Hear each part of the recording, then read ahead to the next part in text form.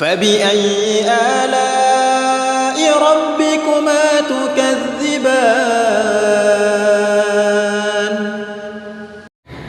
Alhamdulillah, kita dapat melanjutkan pembahasan, yaitu pembelajaran bagaimana melafalkan huruf-huruf hijaiyah. Kali ini kita akan membahas tempat keluarnya huruf shin. Huruf shin sesungguhnya terlafazkan melalui tengah lidah menempel ke langit-langit bagian atas. Langit-langit atas, yang namanya langit-langit di atas ya.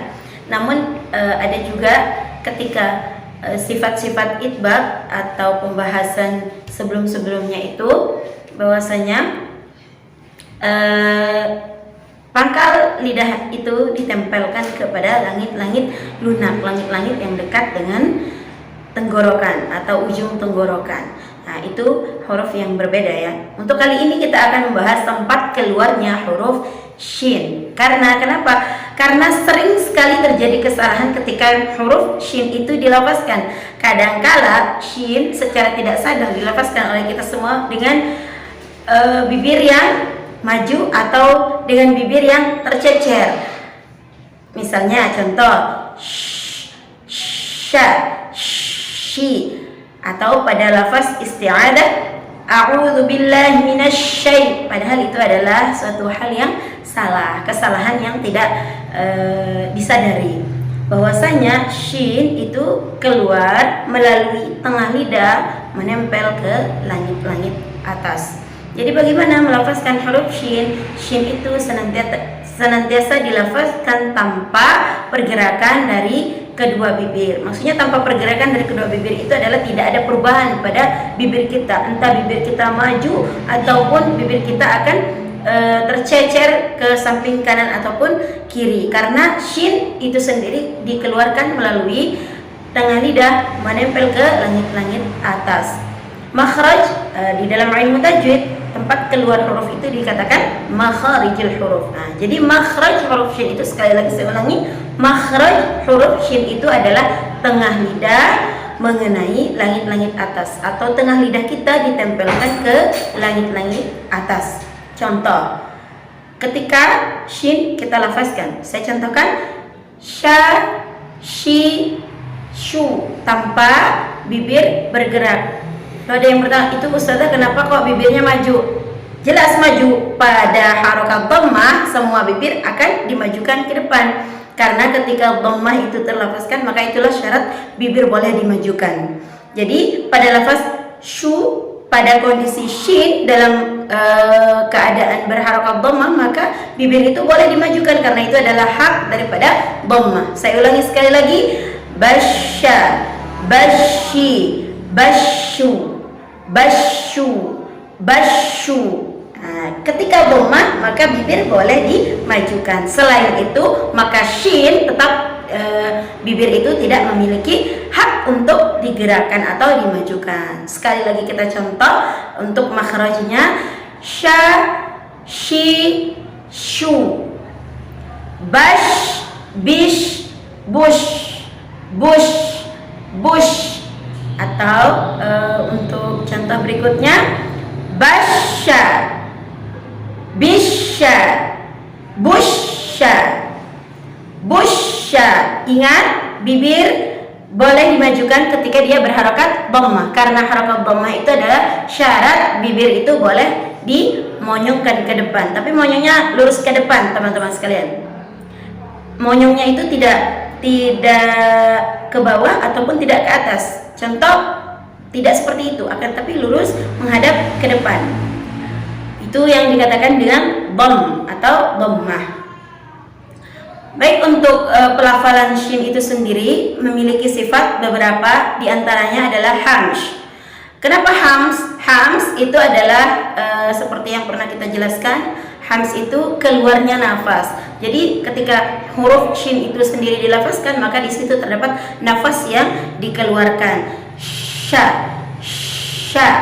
Kemudian selain itu juga dia memiliki sifat rakhawa. Rakhawa itu yang sudah kita ketahui bersama, rakhawa itu mengalirnya suara. Bash, bash. Jadi shin itu tidak putus suaranya, maksudnya tidak dibaca secara setengah, bash, bish atau bush, bushra, tidak seperti itu, akan tetapi suaranya dialirkan, bushra, al-bashar, dan lain sebagainya. Sifat berikutnya itu adalah istifal, kemudian infitah. Seperti yang pernah dijelaskan sebelum-sebelumnya, istifal dan infitah itu adalah kondisi lidah sejajar berada di bawah, tidak boleh dinaikkan, tidak boleh shin ditebalkan suaranya, karena shin tidak memiliki sifat yang isti'ala, lawan kata daripada istifal. Adapun infitah juga harus dibuka, pita suaranya harus dibuka. Sya, tidak boleh dibaca syu, tidak boleh, akan tapi sya, shi, shu, bash, dan seterusnya. Dan yang paling penting diperhatikan di sini adalah bahwasanya shin memiliki sifat namanya tafashi. Apa itu tafashi, sahabat? Tafashi itu adalah berhamburannya udara di dalam rongga mulut, atau berhamburannya angin di dalam rongga mulut. Hanya huruf shin yang memiliki sifat tafashi ini. Ketika kita lafazkan berbeda dengan sin. Sin tidak memiliki sifat tafashi, hanya shin yang memiliki sifat tafashi. Kalau kita semua biasanya mengenalnya dengan sin besar, padahal bukan seperti itu namanya. Namanya adalah huruf shin, bukan sin besar. Adapun sin kecil dan sin besar, Allah Ta'ala a'lam. Bahwasanya huruf yang kita akan lafazkan saat ini adalah namanya shin. Bukan hanya sin besar, terkenal pula dengan sebutan cuin. Padahal itu adalah suatu kesalahan yang tidak disadari. Maka dari itu mari kita sama-sama meluruskan bacaan huruf shin, tempat keluarnya huruf shin, serta pelafalan-pelafalannya. Baik sahabat, mari kita coba untuk lafal mengeluarkan lafal shin, baik dalam keadaan berharokat fathah, kasrah, ataupun dhamma, terlebih pada kondisi tasydid atau shin yang tersambung dengan huruf-huruf yang lainnya. Mari kita coba, kita mulai dengan shin berharokat fathah sampai akhirnya. Sya, ikuti sahabat, mari kita membaca sama-sama. Sya, shi, shu. Bash, bish, bush. Basya, bisya, busya. Sya, shi, shu. Ash, shushan, shani, shashna.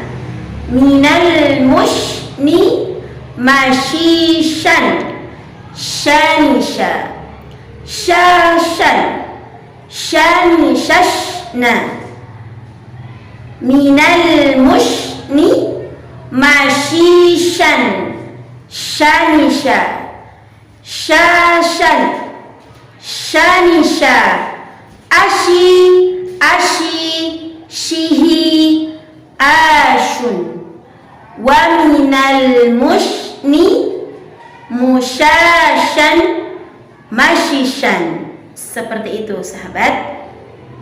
Jangan lupa untuk selalu melatih, karena jika yang menginginkan hasil yang maksimal maka diiringi oleh latihan.